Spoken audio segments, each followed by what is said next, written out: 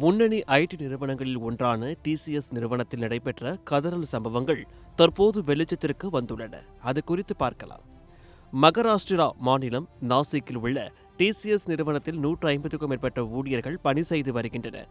பெண் ஊழியர்கள் அதிகம் பணிபுரியும் இந்த நிறுவனத்தில் இருந்து 9 பெண் ஊழியர்கள் கடந்த பிப்ரவரி மாதம் நாசிக் காவல் ஆணையர் அலுவலகத்தில் ரகசியமாக புகார் மனுக்களை அளித்தனர். புகார் மனுவில் டிசிஎஸ் அலுவலகத்தின் குறிப்பிட்ட சில அதிகாரிகள் கும்பலாக செயல்பட்டு பெண் ஊழியர்களை பாலியல் வன்கொடுமை செய்வதாகவும் கட்டாய மதமாற்றம் செய்வதாகவும் குற்றம் சாட்டினர். இதையடுத்து இந்த புகார்களை விசாரிக்க நாசிக் காவல் ஆணையரகம் சார்பில் 7 பெண் போலீஸ் அதிகாரிகள் அடங்கிய தனிப்படை அமைக்கப்பட்டது. அவர்கள் நாசிக் டிசிஎஸ் அலுவலகத்தில் தூய்மை ஊழியர்களாக பணியில் சேர்ந்து குற்றம் சாட்டப்பட்ட மூத்த அதிகாரிகளின் நடவடிக்கைகளை 40 நாட்கள் வரை ரகசியமாக கண்காணித்தனர். அப்போது டிசிஎஸ் பெண் ஊழியர்கள் அளித்த புகார் மனுக்கள் உண்மை என்பது தெரியவந்தது. இதைத் தொடர்ந்து 9 பெண் ஊழியர்கள் அளித்த புகார் மனுக்களின் பேரில் 9 வழக்குகள் பதிவு செய்யப்பட்டன.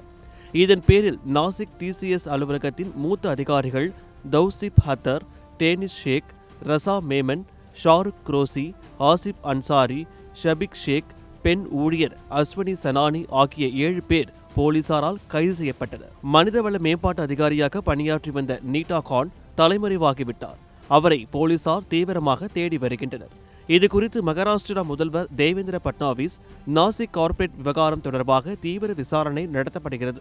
இதில் தொடர்புடையவர்கள் யாரும் தப்ப முடியாது. இந்த சதியின் பின்னணியில் இருக்கும் அனைவரையும் கண்டுபிடித்து கடுமையான தண்டனையை பெற்றுத் தருவோம்.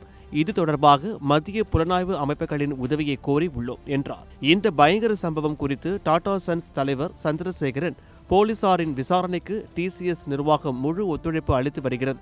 தவறு இழைத்த ஊழியர்கள் சஸ்பெண்ட் செய்யப்பட்டு உள்ளனர். இந்த விவகாரம் தொடர்பாக எங்கள் நிறுவனம் சார்பில் தீவிர விசாரணை நடத்தப்பட்டு வருகிறது என்று தெரிவித்தார்.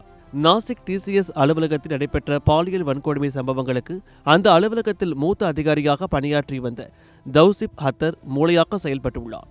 மனிதவள மேம்பாட்டு அதிகாரி நீட்டா கான் அவருக்கு உடந்தையாக இருந்துள்ளார் என்பது போலீசாரின் விசாரணையில் தெரிய வந்துள்ளது. தலைமறைவாக உள்ள மனிதவள மேம்பாட்டு அதிகாரி நீட்டா கான் முன்ஜாமீன் கோரி நாசிக் நீதிமன்றத்தில் மனு தாக்கல் செய்துள்ளார். கர்ப்பமாக இருப்பதால் கருணை அடிப்படையில் முன்ஜாமீன் வழங்க அவர் கோரியுள்ளார்.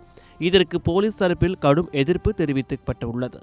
கடந்த 2022 இருந்தே பாலியல் வன்கொடுமைகளும் மத மாற்ற சம்பவங்களும் அடங்கு நடைபெற்று வருவது போலீசாரின் விசாரணையில் தெரிய வந்துள்ளது. தற்போது முழுவீச்சில் விசாரணை நடைபெற்று வருவதால் நாசிக் டிசிஎஸ் அலுவலகம் மூடப்பட்டு 150 ஊழியர்களும் வீட்டில் இருந்து பணியாற்ற உத்தரவிடப்பட்டுள்ளது. முன்னணி நிறுவனமான டிசிஎஸ்ஸில் நடைபெற்ற இந்த சம்பவம் இந்திய அளவில் மிக பெரும் அதிர்வலைகளை ஏற்படுத்தியுள்ளது.